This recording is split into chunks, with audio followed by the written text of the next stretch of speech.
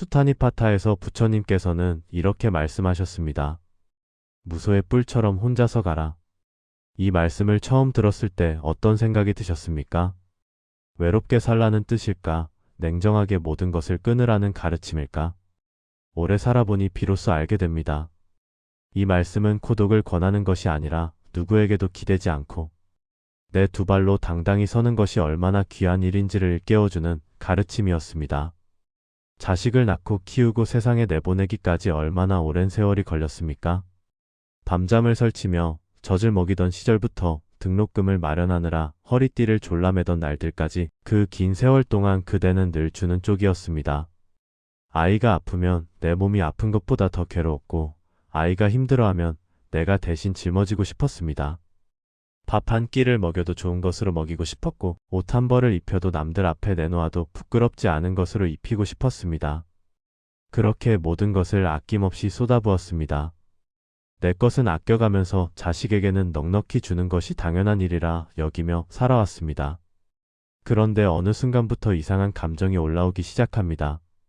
이제는 내가 받아야 할 차례가 아닌가 하는 생각, 그토록 헌신했는데 왜 자식은 나를 자주 찾지 않는가 하는 서운함이 가슴 한쪽에서 고개를 듭니다. 명절에 전화 한 통이 늦어지면 괜히 섭섭하고 용돈을 보내도 고맙다는 말이 짧으면 허전합니다. 이 마음이 올라올 때 그대는 어떻게 하셨습니까? 부처님께서 말씀하신 괴로움의 뿌리는 바깥에 있지 않습니다. 내 안에서 기대가 싹트고 그 기대가 채워지지 않을 때 마음이 요동칩니다. 자식이 무엇을 잘못해서가 아닙니다. 내가 오랜 세월 그려놓은 그림과 눈앞의 현실이 어긋나기 때문입니다. 자식은 자식대로 살아가고 있는데 나는 나대로의 그림을 들고 그 앞에 서서 왜 이 그림과 다르냐고 서운해하는 것입니다. 인생의 후반부에 접어들면 선택지가 줄어드는 것처럼 느껴집니다. 은퇴를 하고 건강이 예전 같지 않고 사회에서 한 발짝 물러나 있는 자신을 발견하게 됩니다. 그러나 가장 중요한 선택 하나가 여전히 남아 있습니다. 자식과의 거리를 어떻게 설정할 것인가 하는 문제입니다. 너무 가까이 붙으면 서로의 숨이 막히고 너무 멀리 떨어지면 사랑조차 끊어진 것처럼 느껴집니다. 이 선택이 남은 세월의 평화를 좌우합니다. 오늘 우리는 그 거리에 대해 함께 생각해 보려 합니다. 사랑을 버리자는 이야기가 아닙니다. 사랑을 온전히 지키기 위해 어떤 거리가 필요한지 그 길을 찾아가는 여정입니다. 나에게서 무엇을 바라지 말라는 한마디가 차갑게 관계를 끊으라는 말이 아니라 오히려 서로를 살리는 거리의 선언이 될 수 있습니다. 그 의미를 함께 살펴보겠습니다. 본격적인 이야기에 앞서 구독과 좋아요 부탁드립니다. 세상에서는 자식에게 많이 베푸는 것이 좋은 부모라고 말합니다. 용돈을 넉넉히 주고 집 장만을 도와주고 손주까지 돌봐주는 것이 사랑의 증거라고 여깁니다. 틀린 말은 아닙니다. 자식이 잘 되기를 바라는 마음은 부모라면 누구나 가지고 있는 본능과도 같은 것입니다. 그러나 부처님의 가르침은 조금 다른 곳을 가리킵니다. 아함경에서는 이렇게 전합니다. 추대 대가를 바라지 말고 베풀되 기억하지 말라. 베품 자체가 문제가 아니라 베푼 뒤에 마음속에 남는 것이 문제라는 뜻입니다. 무엇을 주었는지보다 주고 난 뒤에 어떤 마음을 품고 있는지가 더 중요하다는 말씀입니다. 기대와 사랑은 겉으로 보기에 비슷해 보이지만 그 결이 전혀 다릅니다. 사랑은 주고 나면 비워지지만 기대는 주고 나면 오히려 쌓입니다. 내가 이만큼 해주었으니 너도 이만큼은 해야 하지 않겠느냐는 계산이 마음속에 차곡차곡 쌓이기 시작합니다. 처음에는 눈에 띄지 않습니다. 티끌처럼 작아서 있는지조차 모릅니다. 그러나 세월이 흐르면 그 쌓인 기대가 서운함이 되고 서운함은 원망이 되며 결국에는 관계 자체를 무겁게 짓누릅니다. 사랑으로 시작한 것이 어느새 무거운 짐이 되어버리는 것입니다. 고마움이 당연함으로 변하고 당연함이 서운함으로 변하는 이 과정을 그대도 여러 번 보아오지 않으셨습니까? 평생 자식을 위해 헌신해온 그대에게 이 말이 야속하게 들릴 수도 있습니다. 그 마음을 모르지 않습니다. 얼마나 많은 것을 참고 견디며 여기까지 오셨습니까?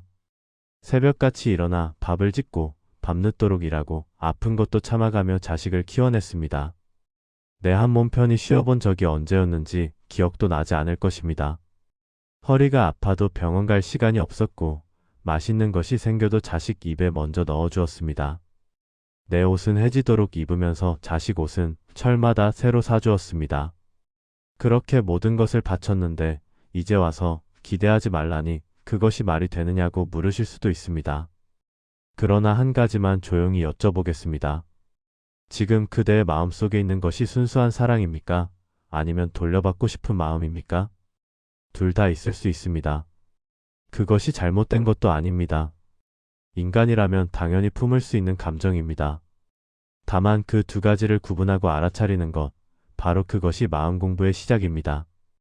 내 안에 어떤 마음이 있는지 솔직하게 들여다보는 것, 그것이 첫걸음입니다.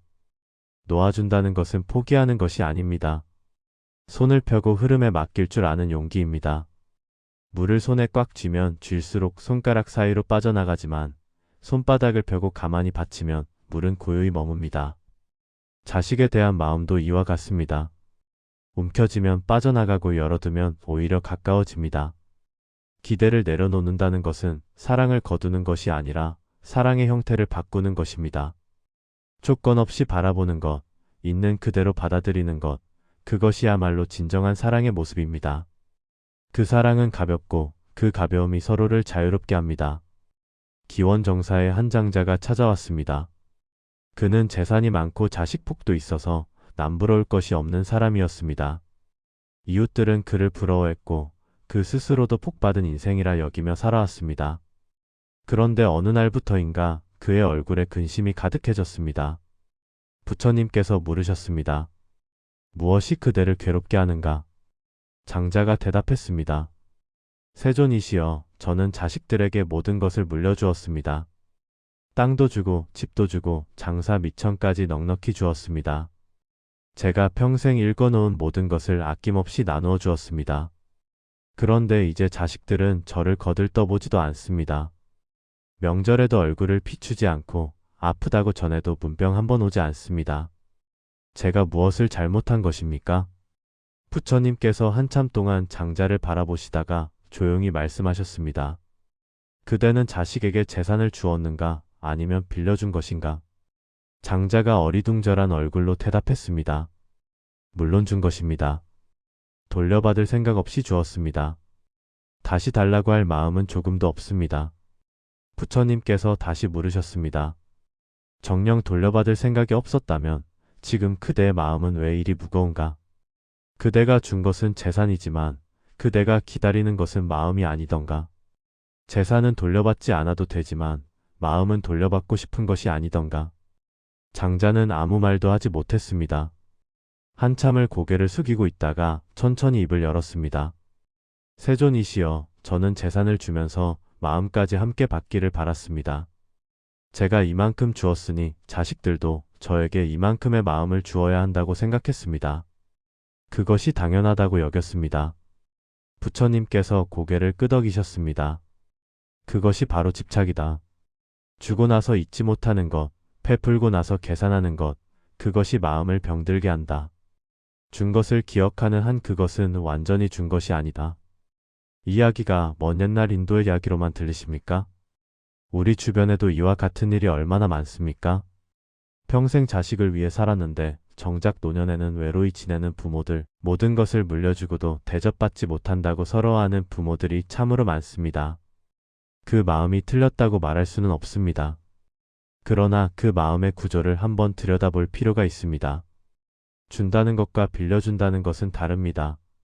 진정으로 준 것이라면 돌아오지 않아도 마음이 편해야 합니다. 그런데 돌아오지 않을 때 마음이 불편하다면 그것은 주었다고 생각했지만 실은 빌려준 것이었다는 뜻입니다.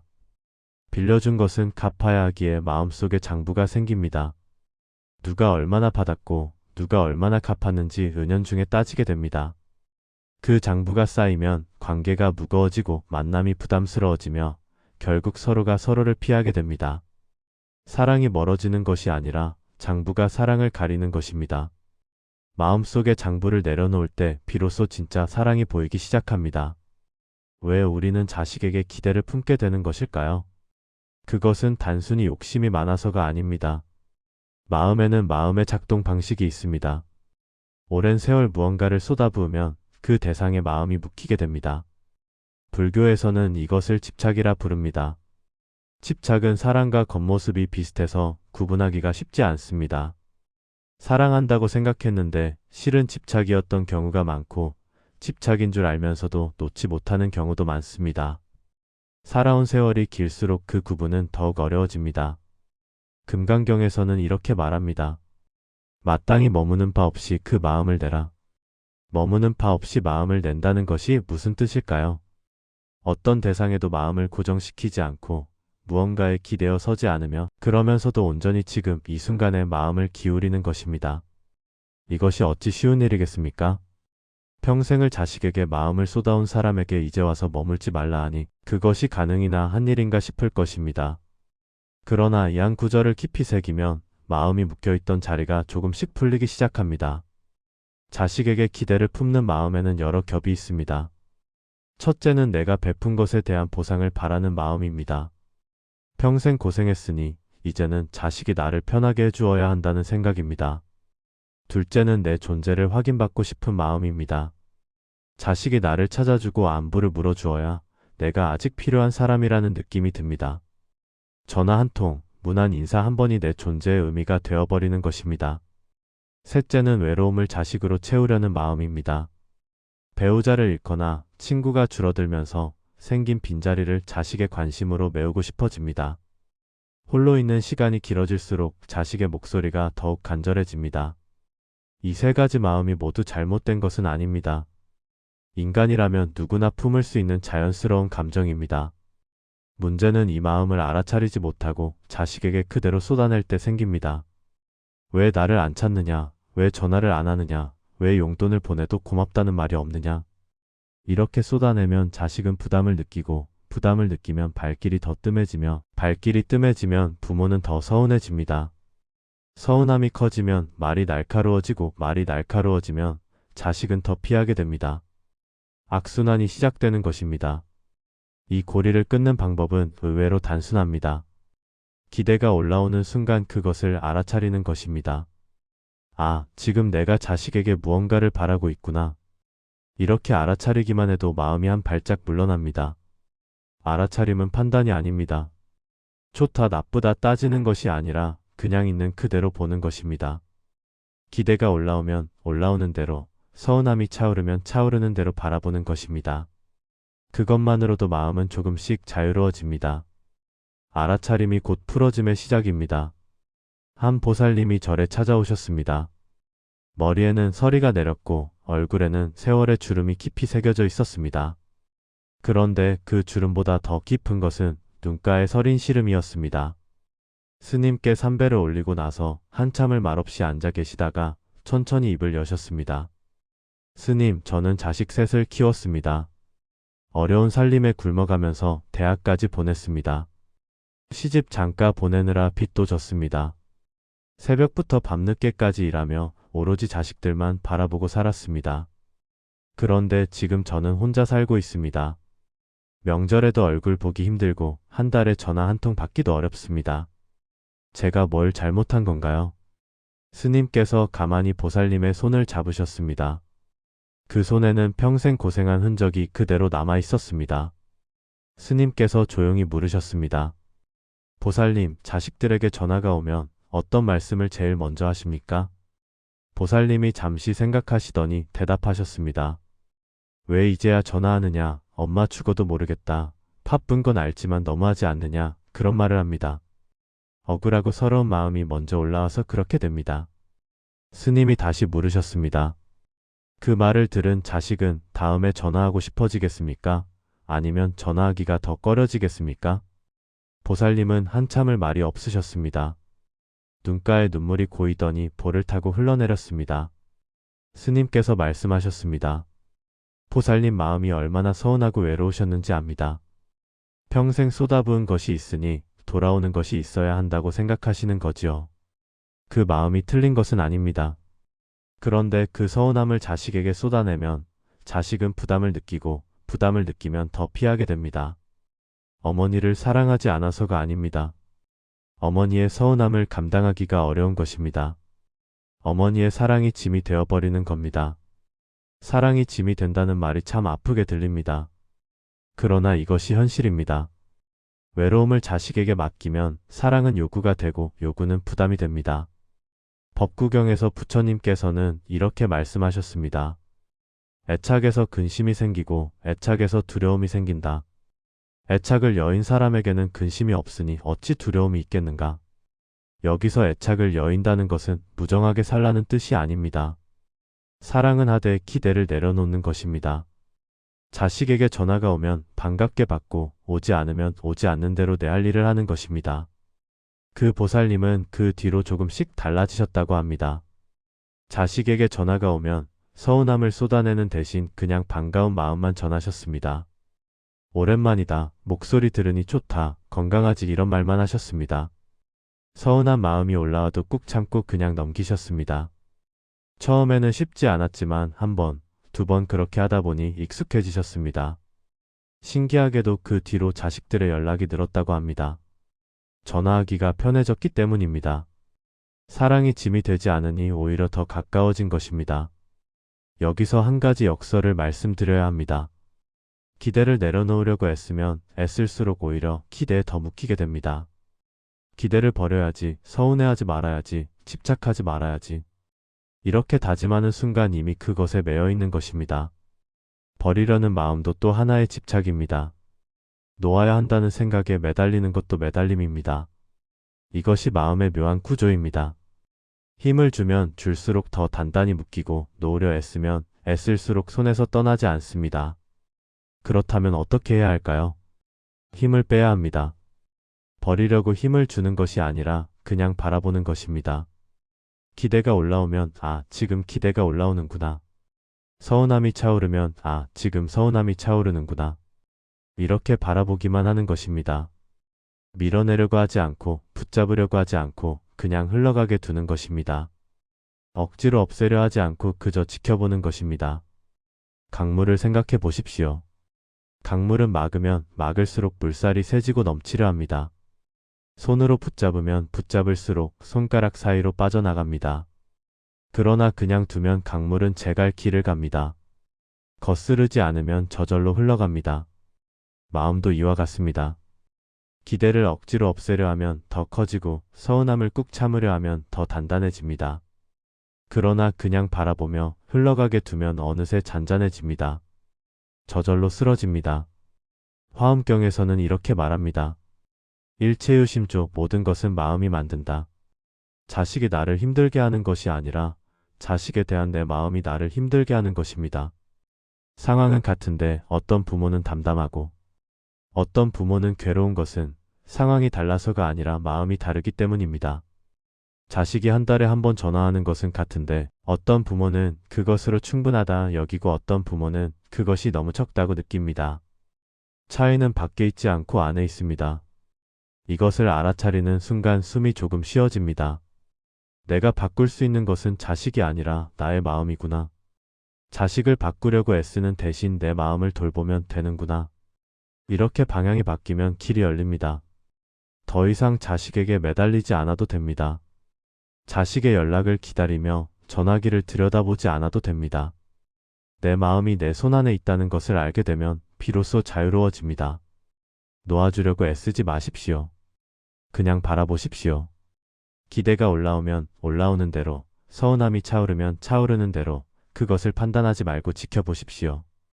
마치 하늘에 떠가는 구름을 바라보듯이 강물에 흘러가는 낙엽을 바라보듯이 그렇게 고요히 바라보십시오. 그것이 진짜 놓아주는 것입니다. 힘을 빼는 것이 놓아주는 것입니다. 그렇게 바라보다 보면 어느 순간 마음이 한결 가벼워진 것을 느끼실 것입니다. 지금까지의 이야기를 삶에 어떻게 적용할 수 있을까요? 부처님의 가르침은 머리로 이해하는 것만으로는 부족합니다. 몸으로 살아내야 합니다. 일상의 구체적인 장면에서 하나하나 실천해야 비로소 내 것이 됩니다.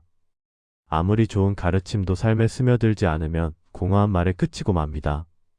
먼저 경제적인 독립을 말씀드리고 싶습니다. 이것은 돈이 많고 적음의 문제가 아닙니다. 내가 나를 지탱할 수 있다는 감각을 갖는 것입니다. 한 달에 얼마가 들어오고 얼마가 나가는지 스스로 정리해 보십시오. 지출을 줄일 수 있는 곳은 없는지, 혹시 자식에게 의지하고 있는 부분은 없는지 점검해 보십시오. 어르신을 위한 복지제도나 지역사회의 도움을 먼저 찾아보는 것도 방법입니다. 이것은 자식에게 손 벌리지 않겠다는 자존심의 문제가 아닙니다. 경제적으로 독립해 있을 때 마음도 함께 독립할 수 있기 때문입니다. 돈의 흐름이 기울어지면 관계의 무게도 기울어집니다. 다음은 마음의 독립입니다. 하루에 10번이라도 내 마음을 들여다보는 시간을 가져보십시오. 지금 내가 자식에게 무엇을 바라고 있는가? 전화가 오지 않아서 서운한가? 명절이 다가오는데 연락이 없어서 불안한가? 이런 마음들을 알아차리기만 해도 절반은 해결됩니다. 알아차림은 마음의 공간을 만들어줍니다. 그 공간이 생기면 감정에 휩쓸리지 않게 됩니다. 서운함이 올라와도 그것에 삼켜지지 않을 수 있습니다. 마지막으로 의미의 독립입니다. 자식의 성공이나 자식의 관심이 내 삶의 전부가 되면 나 자신은 사라집니다. 자식이 잘 되면 내가 잘 된 것 같고, 자식이 나를 찾지 않으면 내가 버림받은 것 같습니다. 이렇게 되면 내 인생은 자식에게 완전히 매어버립니다. 그러나 그대의 인생은 그대의 것입니다. 자식을 통해서가 아니라 그대 자신으로서 의미 있는 하루를 보낼 수 있어야 합니다. 무엇이 그대를 기쁘게 합니까?